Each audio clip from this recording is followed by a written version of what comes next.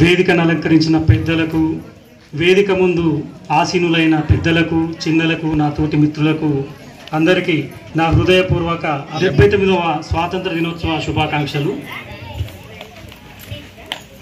ఇక్కడ ఉన్నటువంటి విద్యార్థులకు నేను ఇచ్చే సూచన ఒకటి ఏంటంటే, knowledge without wisdom is dangerous.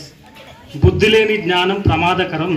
కాబట్టి మనకు జ్ఞానం ఉందనే దానికన్నా ముఖ్యం ఏంటంటే బుద్ధి. చదువు రానివాడు వింత పశువు అని అన్నారు. దాని అర్థం a+b² = a²+b² +2ab తెలియని వాడు వింత పశువు కాదు. పెద్దలను గౌరవించని వాడు, పెద్దలతో తన బాధ్యత నెరవేరకుండా ప్రవర్తించేవాడు ఒక సిటిజన్గా, ఒక పౌరునిగా తన బాధ్యతలు నిర్వర్తించని వాడు పశువు అని అర్థం.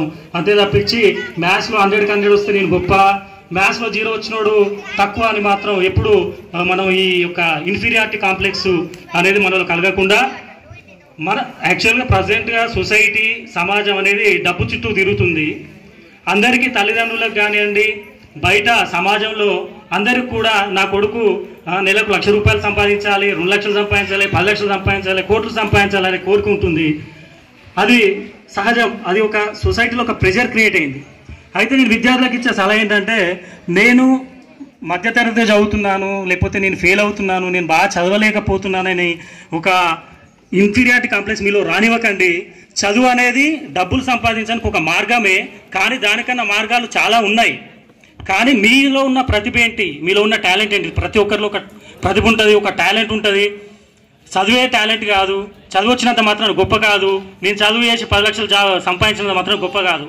ఎప్పుడైనా 10 మందికి సాయం చేసినప్పుడు, 10 మందికి మన వాళ్ళు ఉపయోగం కలిగినప్పుడు, 10 మందికి ఉపయోగపడే పని మనం చేసినప్పుడు మనం గొప్ప అవుతుంది తప్పించి కేవలం నేను సంపాదించుకున్నా, నేను బాగుపడ్డా అంటే అది మీకు గొప్ప, అంతేగాని సమాజానికి గొప్ప కాదు.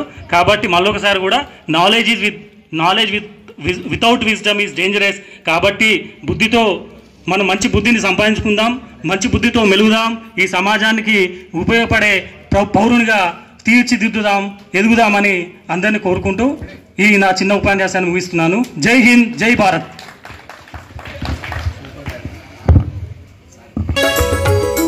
తల్లి పాల భాష ఇది తెలుగు జాతి శ్వాస. తల్లి పాల భాష ఇది తెలుగు జాతి శ్వాస.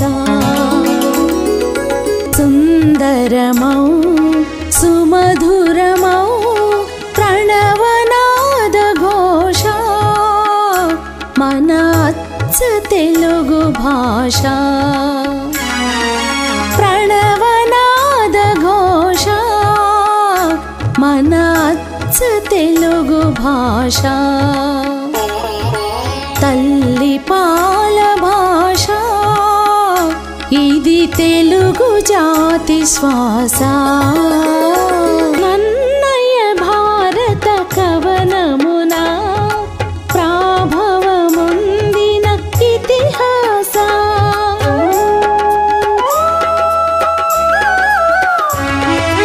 రాయల భువన విజయమున ధీటుగా మెరసిన మణిపూస. అన్నమయ్యా సంకీర్తనగా భారతీయ సంస్కృతిని చాటగా